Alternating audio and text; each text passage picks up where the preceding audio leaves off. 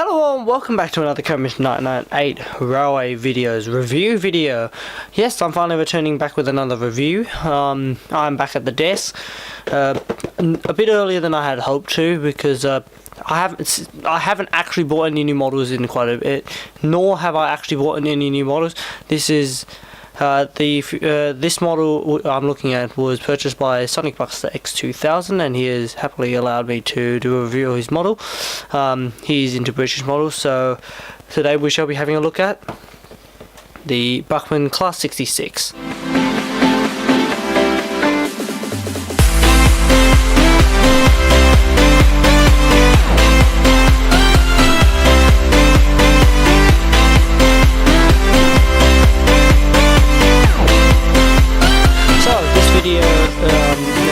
As you would have saw, we're doing the Bachmann Class 66. Intentionally, I would probably never have thought to have got one, because I don't do British anymore, as most of you know. I mainly do Australian stock.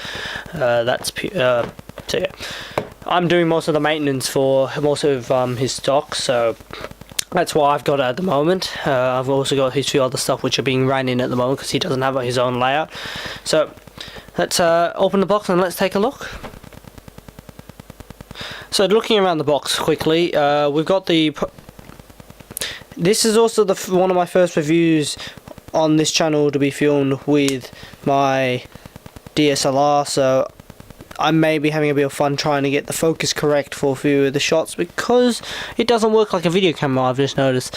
So it's product number 32-725U, Class 66 Diesel, 66 1 EWS, produced exclusively for Oliver's trains. So it's actually a special sort of model. Just trying to get my focus back to infinity. So as usual, and at the back it's got a brief history about it, as Bachmann usually does with most of their models. So this video is a trial on using a DSLR for model railways, knowing how difficult it is. Half of the video will be filmed on DSLR, half of the video will be filmed on my video camera. So as it's using Bachmann's usual sleeve, just pull that off, and then you've got the plastic tray packaging, which is seen on the majority of next to all models now. So that, I'll just pull it out of that. First things first that falls out is a Bachmann parts guide and spare parts thing, and fitting the DCC decoder and general information like running in and so forth, which this will be done after this video, once we go to the layout. And warranty special request, and for some reason there isn't anything about Collectors Club, which is interesting. Seeing one of his other models, it has one, so this one doesn't have one for some reason. So it's in the plastic sleeve. I'm just going to push it out of there. We have opened this before. This isn't the first time unboxing. That's a plastic sleeve. The main reason why we opened it, we haven't ran it before, so this will be the first one in this video. Main reason why we opened it is to fit KDs instead. Wow, the camera does not like filming model railways at all. Yes, it does not like filming model railways, so I probably will go away from this. As you can see from the couplers, actually, we have the pack of accessories, which includes the plough plates and NEM couplers, and also something extra which we had to pull off on the model. So that has just come straight out the case like that. Something that we did have to do to the model prior to this was fit the KD couplers that you can see up the front, so that it can run, so it's allowed to run at the club rooms. So let's go get in nice and close, and let's have a look at her close up. Right, so here we are with the 66 on the turntable as usual. Well, yes, we are back to this style. I think for my last few reviews I have been doing this. I just can't remember because I haven't done it in a bit. So as you can see, the 66 model, it is very, very nice. You can see my flashing monitor screen on the background. That's because it's an LED. So yeah, we're going to have a look at it in detail first. I'm just going to turn on my screen. We're going to have a look at it in detail first, because that's probably the quickest one we can do. Then we'll get into its background history and so forth. So, in detail, we can see that it's got its headlights fitted, as usual. It's got two headlights on each side and a top light. This includes the tail light in sections. You can see we've fitted the KD. There is meant to be a fake KD, a fake knuckle coupler fitted in with a one of the hook and links, one of the original couplers that they use in Britain, but we've had to pull that off so that the knuckle coupler doesn't have anything to smash into it, as well as that so that the buffers are in operation, because it was wedged behind the buffer and stuff. So yeah, that's actually the next thing I will speak about. It has sprung load of buffers, so it does spring back, which is a very nice touch. It is in EWS. It is the main reason of its speciality. It has the Holland rail symbol stuck on the side next to the 611. So yeah, it is quite a long model. It is a lot longer than any Victorian engines I've seen. On one end there is a driver. It's not this end. I just noticed I flipped it to the wrong end. It's in this end. But yeah, it is seemingly very, very nicely detailed. It is, well, that's what we kind of expect from Bachmann. I'm not fully sure on any defects in the model.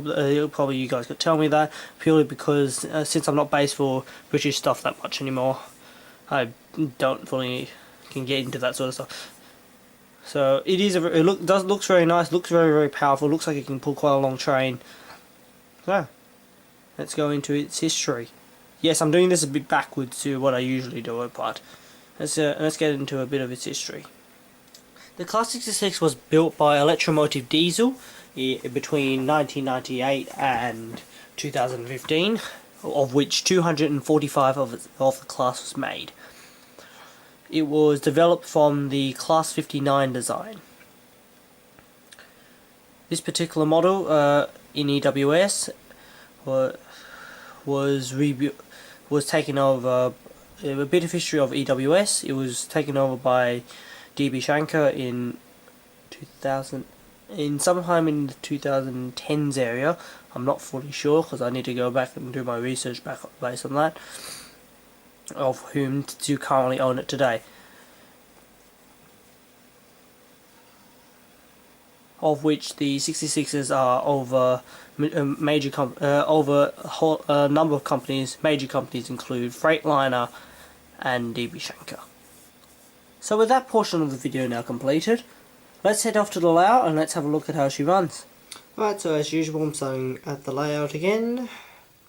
At pretty much the same point is where I put most of my models out for the filming. So the driver is on this end of the cab. I'm going to place him facing forward.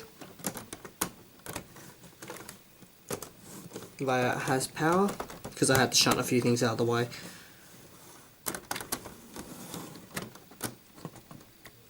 Right, that's on. Yes, I put it in the wrong place.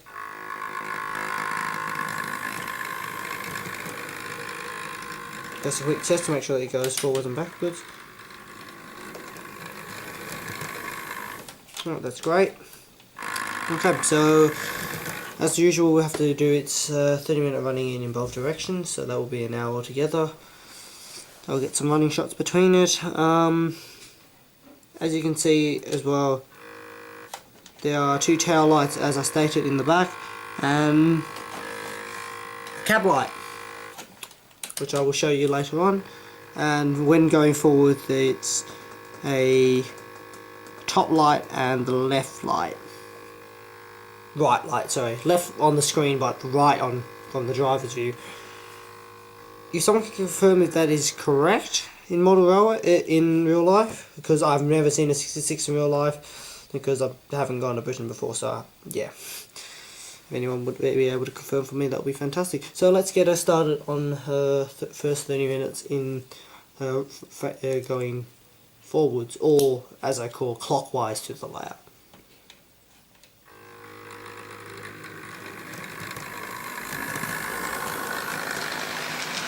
So that is at the 12 o'clock mark on the controller. So yeah, that's at 12 o'clock. I will be looking into a replacement controller at some point, but that's at 12 o'clock. It's not going too sprightly, I must admit. But yeah, let's get some tracking shots of it. We just hit the camera.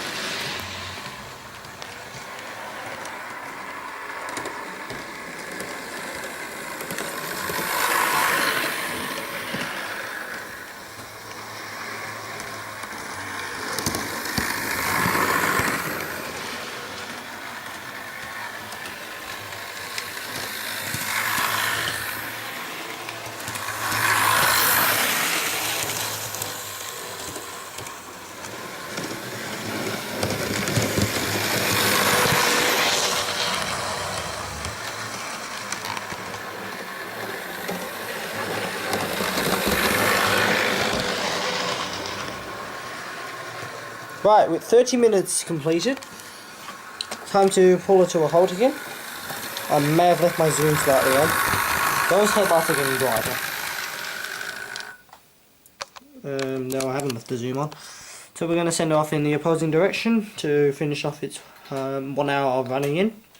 And then we should find some stock for it to pull, hopefully.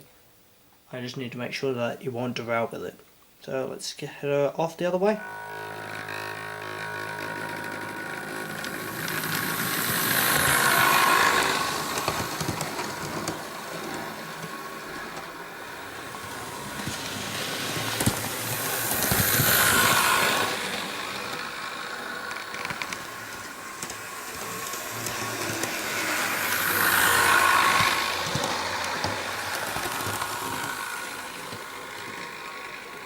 Right, and that's 30 minutes up of its running, so I can pull it to a stop just in front of us, hopefully, depending how much it wants to move.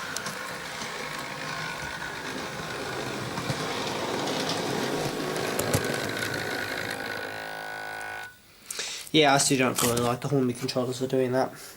It's very good at low power, but it just makes it very, very noisy. So yeah, it's very, very nice. Let's go and find some carriages to go and couple up to it. The coupler seems a bit banded though. I don't think it's been railed properly. Yes, it hasn't been railed properly. I have a feeling it may have came off on one of the corners because it's not. These corners seem to be a bit tight for it. I'm not surprised at that. So I've got some fuel tankers I can throw into it, supposedly, or passenger train. Might throw a few cars, and I might put some at the end of the Christmas train. So let's move the engine forward a bit. You can see the cab light turns on the back as well, which is interesting. So that's that, and supposedly I'm going to grab those carriages from the wagons from there, and those from there. And we'll make up a train for it. So I'll be back in a second. Right, so I've just moved the train. I've put all my four-wheeler tanker wagons and 2 Mark 1s and a Pullman observation car at the end because I could, because that's what I had spare. So I thought may as well put it up to the test as well because I'm pretty. If I'm not mistaken, these are quite strong models. So let's get her moving. Let's see how she runs.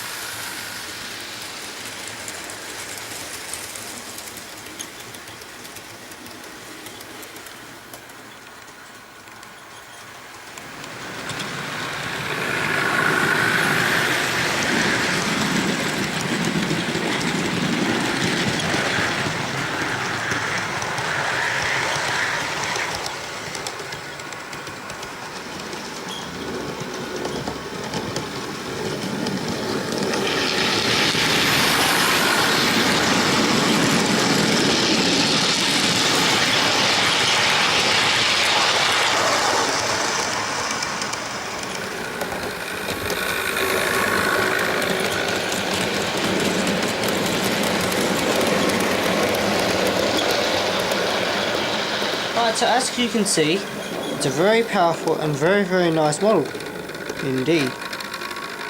As I stop it a bit further than I wanted it to. So yeah, it looks very nice. Though because it's a Bachmann model, there are a few brake parts and stuff that way you have to add on manually. But for what it is, seems like a very nice model. And I do really want to, has my friend managed to get me back into British models, probably ish, but I am soon going to be purchasing more Australian models for now. Yeah, I thank you all for watching. The ratings of this model will be coming up next, and I will see you all on my next review or whenever, or whatever video which I'm actually update video probably. Alright, catch you all later.